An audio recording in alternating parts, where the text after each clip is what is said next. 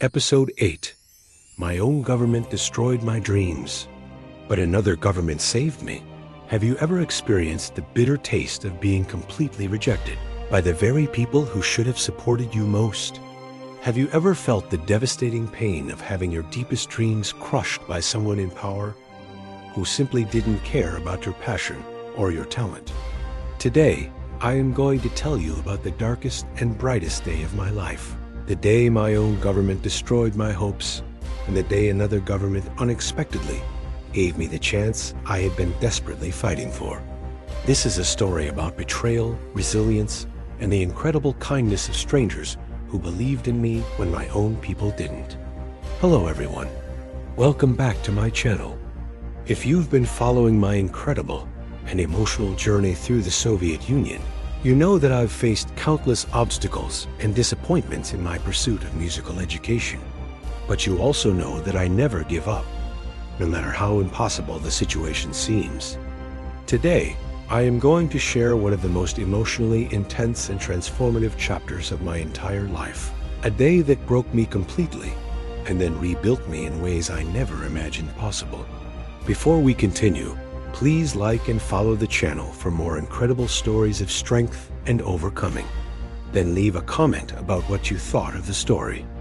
The year was 1984, and this year was one of the absolute best years of my entire life up to that point.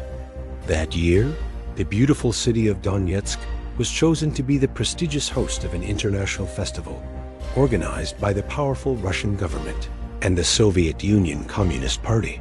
The festival was called Political Music for Peace, Donetsk 84, and it was a massive cultural event that would bring together talented musicians, singers, and performers from all over the Soviet Union and allied socialist countries throughout the world. When my music band manager Vladimir Petrovich called a special meeting to discuss the festival, I could see the excitement and pride shining brightly in his experienced eyes. He gathered all of us musicians together in our familiar rehearsal room at the Cultural Center, and the atmosphere was absolutely electric, with nervous anticipation and genuine excitement. My dear colleagues, Vladimir Petrovich began with deep emotion evident in his strong voice. Our ensemble has been officially selected to represent the Donetsk Cultural Center in the upcoming international festival. This is a tremendous honor for all of us. Recognition of the musical excellence we've worked so incredibly hard to achieve together over these past years. He paused dramatically, looking around the room carefully at each of us, and then his penetrating eyes settled directly on me with unmistakable intention. And after much serious discussion and very careful consideration among all of us, we have unanimously decided that Wahid should be our official representative performer at this prestigious international festival. He will proudly carry the banner of our ensemble and our beloved city onto that important stage. My heart completely stopped beating for a terrifying moment. The room immediately erupted in enthusiastic applause and warm congratulations from my fellow talented musicians. But I could barely process what was actually happening to me. Me, representing the entire city of Donetsk in an international festival? It seemed almost too incredible to be true, like an impossible dream I might suddenly wake up from at any unexpected moment. All of my music colleagues came to me one by one, shaking my trembling hand warmly and firmly, patting my back encouragingly and supportively, and expressing their genuine confidence and absolute belief in my musical abilities. Their unwavering support and strong belief in me meant absolutely everything and gave me the precious confidence I would desperately need for what lay ahead on that crucial stage.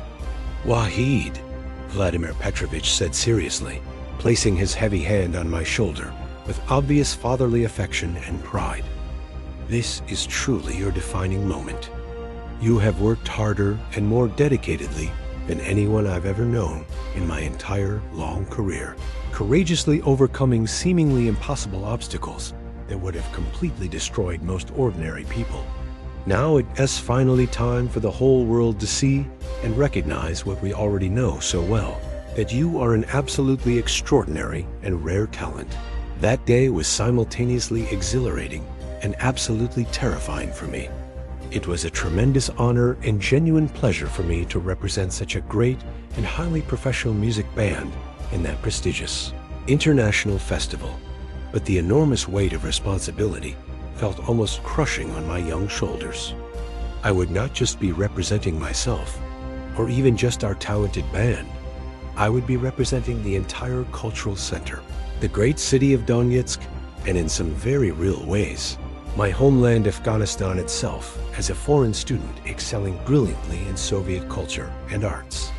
The intensive preparation period began immediately and seriously. Vladimir Petrovich personally selected a very beautiful and deeply moving political song for me to perform. A powerful song about universal peace, genuine international friendship, and the profound hope for a better world without senseless war and destruction. The carefully chosen lyrics were powerful and emotionally touching, addressing important themes that resonated deeply with audiences throughout the entire Soviet Union, especially given the ongoing violent conflicts in various troubled parts of the world, including, tragically, my own beloved homeland of Afghanistan. We practiced relentlessly and exhaustively, day after demanding day, week after intense week, meticulously perfecting every single note, every careful breath, every subtle nuance of expression and authentic emotion. Vladimir Petrovich was extremely demanding and absolutely meticulous, never satisfied with anything less than complete perfection from me. He would stop me abruptly, mid-phrase, if my breathing technique wasn't quite right, if my emotional expression wasn't authentic and genuine enough, if my precise pronunciation of a single important word wasn't absolutely crystal clear. Again, he would say firmly and insistently, "Remember always, Wahid, you're not just mechanically singing words on a page. You're communicating deep human feelings and important universal ideas.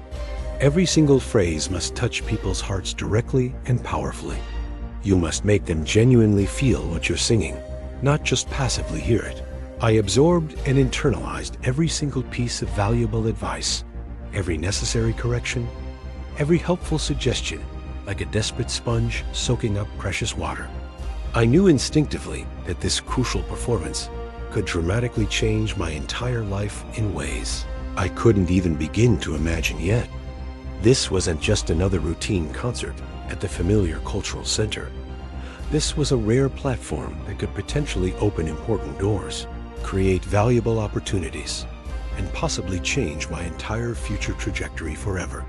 During those intensive and exhausting preparation weeks, I barely slept more than a few hours each night. After finishing my tedious agricultural university classes during the long day, which I was still obligated to attend and pass, I would rush immediately to the cultural center for many hours of demanding rehearsal and practice. Then I would return to my small dormitory room late at night and continue practicing alone, singing softly so as not to disturb my sleeping roommates, constantly visualizing the performance over and over in my anxious mind, preparing myself mentally, physically, and emotionally for this absolutely crucial moment that could change everything. My understanding roommates were incredibly supportive and encouraging during this stressful preparation period. They understood perfectly how important this rare opportunity was for me and my future, and they encouraged me constantly and sincerely. Even when I unintentionally kept them awake with my late night practicing and rehearsing, they never once complained about the disturbance. Instead, they would sit up attentively and listen carefully, offering honest feedback and genuine encouragement. "You're going to be absolutely amazing, Wahid," my roommate Sergei said confidently one night after listening to me rehearse intensively. "I can feel it deeply in my bones. Something really big and important is definitely going to happen for you at this prestigious festival." Finally, after many weeks of intensive and exhausting preparation, the momentous day of the international festival finally arrived.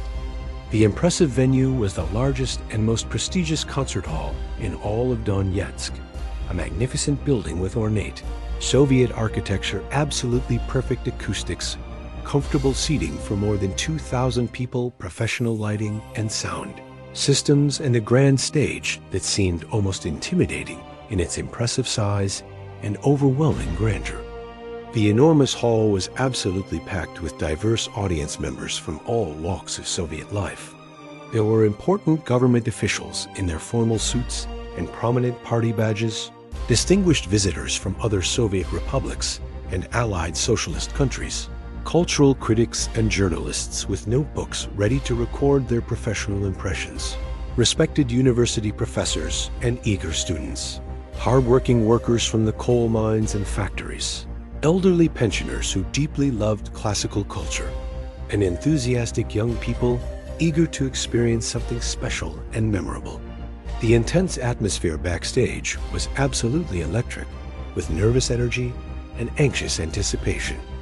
Many musicians and performers from various cities and regions were carefully preparing for their important performances, each one desperately hoping to make a strong positive impression and possibly win one of the prestigious awards being offered. Some were doing vocal warm-ups, others were practicing their instruments one final time, and many were simply trying hard to calm their frayed nerves and focus their scattered minds on the difficult task ahead. I found a quiet corner backstage where I could be completely alone with my racing thoughts for a few precious moments. I closed my tired eyes and thought deeply about my long journey, about discovering my mother as secret radio voice when I was just 5 years old, about meeting my artistic grandfathers and learning that creativity flowed through my blood, about the terrible night when my father violently smashed the radio and we ran terrified into the frozen bush, about courageously jumping from a second-floor window to pursue my dreams about being sent to study agriculture when all I desperately wanted was music, about all the seemingly impossible obstacles I had somehow overcome to finally reach this defining moment. I thought intensely about my beloved mother Mari, thousands of kilometers away in war-torn Afghanistan, who had always believed in me and supported my musical dreams, even when it was dangerous to do so. I wished desperately that she could somehow be here to see me perform on this important international stage, to witness the fruition of all the enormous sacrifices we had both made for my artistic calling. Wahid Omid, you're on in 5 minutes, a stage manager called out urgently, interrupting my thoughts and bringing me back to the present moment. My heart started pounding like a massive drum in my chest. This was it. This was my moment. Everything I had worked for, everything I had sacrificed, everything I had dreamed about was coming down to the next few minutes of my life. I walked out onto that enormous stage, and the bright spotlights hit me with blinding intensity. For a brief, terrifying moment, I couldn't see the audience at all, just an ocean of complete darkness beyond the lights. But then my eyes adjusted, and I could make out the sea of expectant faces looking up at me with curiosity and anticipation, waiting to see what this young Afghan singer would deliver. The music began with a soft, beautiful introduction that gradually built an emotional intensity. I took a deep breath, drawing on all my training, all my experience, all my passion, and I began to sing. Something magical and almost inexplicable happened in that transformative moment. All my nervousness and fear completely evaporated, replaced by pure, focused artistic expression. The music flowed through me like electricity, like water, like breath itself. I wasn't just singing the words. I was living them, feeling them, believing them with every fiber of my being. I sang passionately about peace, about the dream of a world without war and conflict, about children being able to grow up without fear of bombs, and violence about people of different nations and cultures coming together in friendship and mutual respect. As I sang these meaningful words, I thought about my own beloved Afghanistan, torn apart by war and foreign occupation, about my family struggling to survive in Kabul, about the countless innocent people suffering because of political conflicts they had no control over. That genuine emotion, that authentic feeling poured out of me and into the audience. I could see it clearly in their faces. People were deeply moved, genuinely touched by what they were hearing. Some audience members had tears streaming down their faces. Others sat absolutely transfixed, completely absorbed in the performance. Many were nodding along with the lyrics, feeling the truth of the words in their own hearts. When I reached the climactic final verse of the song, I gave everything I had, pouring all my emotion, all my hope, all my longing for a better world into those final, powerful notes. My voice filled every corner of that massive hall, carrying the message of peace and human connection to every single person present. As the final note faded away and the music gently concluded, there was a moment of absolute, profound silence in that hall. It was as if the entire audience was holding its collective breath, still caught up in the emotional intensity of what they had just experienced. And then, suddenly, explosively, the silence shattered into thunderous applause. It wasn't polite, appreciative applause. It was overwhelming, emotional, powerful applause that seemed to shake the very foundations of the building.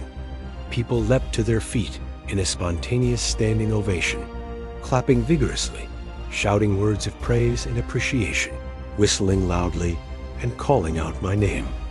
The audience loved my performance, and they stood on their feet and clapped for me for a long, long period of time. They continued applauding for what felt like an eternity, and I stood there on that stage, overwhelmed with emotion, with tears streaming down my own face, bowing again and again in gratitude and humility. It was absolutely the most emotional, powerful, and unforgettable moment of my entire life up to that point. I had never experienced anything quite like this before. This level of connection with an audience, this depth of emotional response, this validation of everything I had worked so hard to achieve. When I finally left the stage, still hearing the applause continuing behind me, Vladimir Petrovich was waiting in the wings with tears in his own eyes. He embraced me tightly, something he had never done before, and whispered emotionally in my ear, "You did it, Wahid. You really did it. That was extraordinary. I've never seen anything quite like it in all my years in this business."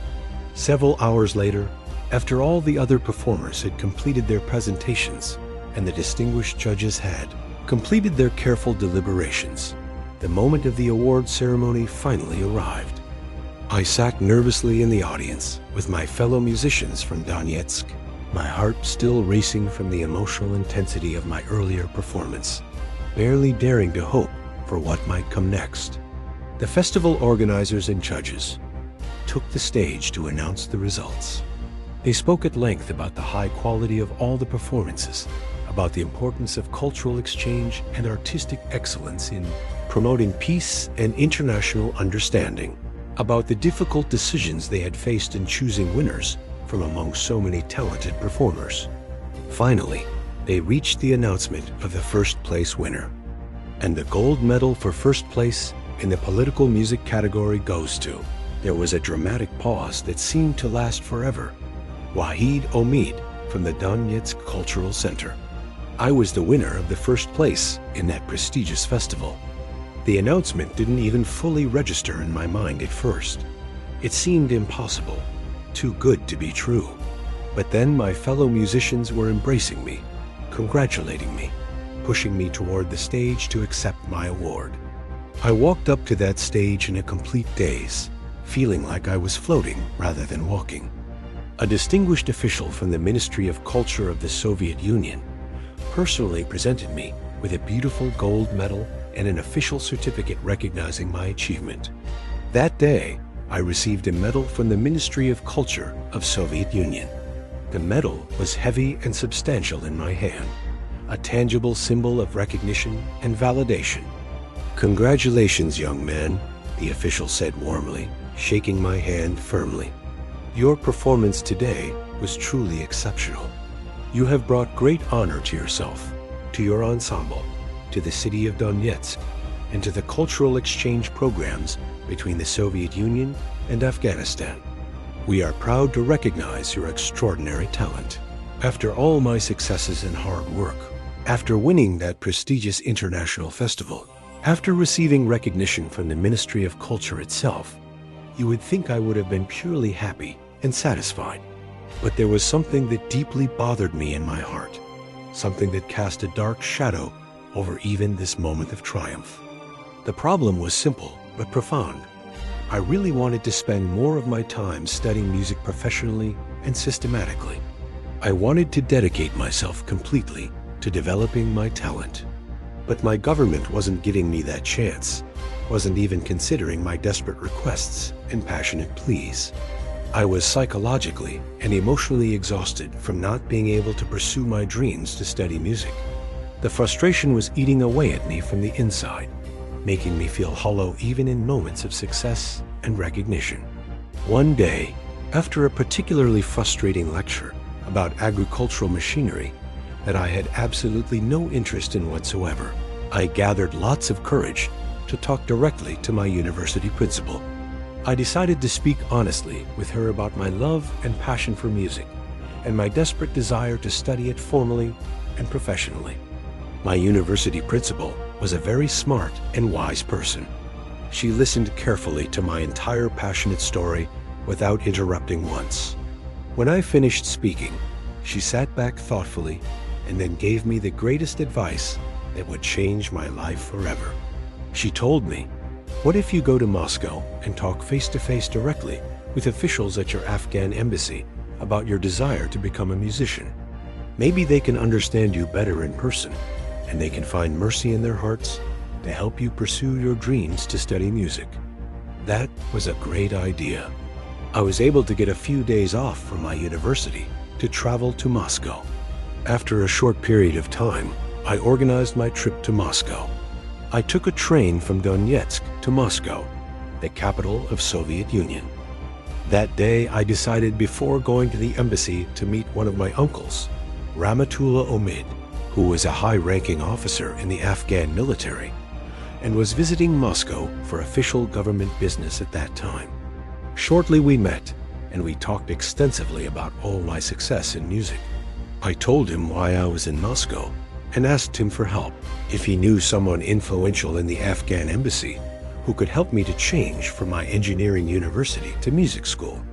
He promised sincerely to find some help and contact the embassy for me. After saying goodbye to my uncle with lots of difficulty, I was finally able to find the Afghan embassy in the big city of Moscow. At the front of the embassy, I saw there was lots of security. I showed the embassy security my proper identification and my Afghan passport. They allowed me to enter the embassy. That day, I was very lucky to see the Afghan ambassador himself. I was very excited finally to meet our ambassador, who represented my country that I love so much. The ambassador's name was Gulab Zoy. The moment I entered his office, I felt there was a very heavy tension in the air. It was a very frightening moment. The fear took over all my body. The ambassador reminded me of Hitler that I saw in war movies. He was a very scary-looking man. Before I could open my mouth to say hello and introduce myself, he loudly and rudely said, "What do you want?" I was terrified to say anything, but I gathered myself and said hello. I told him that I was a very successful singer and musician in Afghanistan, and I was able to get a music and art scholarship to come to Soviet Union to study music and art, but unfortunately, there was a mistake and the embassy sent me to the wrong school. I am here to bring your attention to help me to go to the right school for what I got my scholarship from Afghanistan and pursue my musical dreams to study professionally and bring my knowledge to Afghanistan to help the new Afghan generation and flourish our music and culture. He looked at me with very angry and dirty expression and immediately told me some horrible words that I will never forget for the rest of my life. Afghanistan doesn't need culture, doesn't need music and art. We need people to work in agriculture, learn how to operate agriculture machineries, tractors, and work on the land to make bread and feed the people. Go and don't waste my time. Otherwise, I will cancel your studies and send you back to Afghanistan. Those were the most horrifying words I heard in my entire young life from that horrible, uncultured man. That day, it was crystal clear to me that this ambassador was the one who had stopped me for so many years from studying music. He was the one stealing my dreams. It was all his idea to send many talented students to the wrong schools. This man was obsessed with agriculture and agriculture machinery. That day, the world collapsed right in front of my eyes. I left the embassy with a completely broken heart. That horrible moment of my life, I felt that I was lost. I didn't know what to do anymore. I was walking on the streets of Moscow without knowing where I was going. After a few long hours of walking aimlessly on the streets, I found myself in a very beautiful, amazing park full of beautiful flowers, trees, and statues of famous people. One of the statues brought my attention. It was a statue of the famous Russian musician and composer, Tchaikovsky. I was standing in front of his statue and thinking about my future. Suddenly, some powerful thoughts hit me so hard and made me think deeply. I told myself, if music and art are not that important, why and how come they are making statues of famous musicians and composers in such super prestigious parks? That moment I realized something crucial, and I decided to not give up. I would fight for my dreams and not allow anyone to destroy them. I realized that day that I was very tired of asking my Afghan government to help me pursue my dreams anymore. Now I had to find another solution, and it was to ask the Soviet Union government to help me to study what I really loved, and that was music. That moment I immediately decided to get myself together, stop feeling sorry for myself. I needed to go to the Ministry of Culture of Russia. That day when I came to Moscow, I had brought with me all my necessary documents, my certificates, and most important documents to prove my musical success. Also, I remembered very well that the ministry knew about me very well from my recent winning at that political music festival in the city of Donetsk. I also brought with me lots of musical recommendations from all my successful shows and concerts from many places in Soviet Union. Finally, I found the Ministry of Culture of Russia, and I was able to see a very important person there. After explaining everything and showing all my achievement documents to that person at the ministry, he told me to wait until he came back. After a few long minutes, that person came back and told me that the minister's first secretary wanted to see me personally. That was a very exciting moment of my life. My heart started beating very fast. I was feeling something good would happen that day. I entered the room and I recognized that wonderful lady that I had met in Donetsk at the political music festival. She immediately stood up and shook my hand warmly and welcomed me. She said, "Wahid, I remember you very well from that music festival. You are that young, talented musician whose voice and performance I loved so much in that political music festival." She said that she felt very sad for me, wasting my time studying in wrong schools. She told me, "Please don't worry. I will help you to pursue your dreams. But you have to show your talent to a music school where I will be sending you.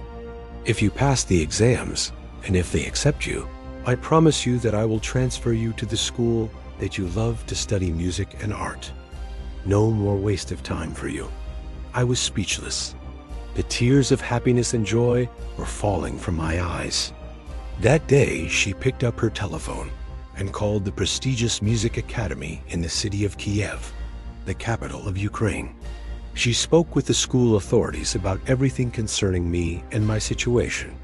That wonderful day, the Assistant Minister of Culture of Soviet Union told me that now I must go immediately to the city of Kiev, because they are examining and choosing the future students for their music academy programs right now, and she wished me good luck. I didn't know how to thank her because she changed my life forever. That day, my own government failed me and put me down, but the Soviet Union government took my hand and pulled me up. If you made it this far, leave your like and subscribe. Thank you. And this is where this chapter of my story ends. But my journey was far from over. What would happen in Kiev? Would I pass the exams at the prestigious music academy? Would I finally be able to study music professionally after all these years of struggle? Папа с мамой, дедушка и бабушка, брат с сестрой и даже наш сосед. Все без исключения до ума помрачения любимый классический балет.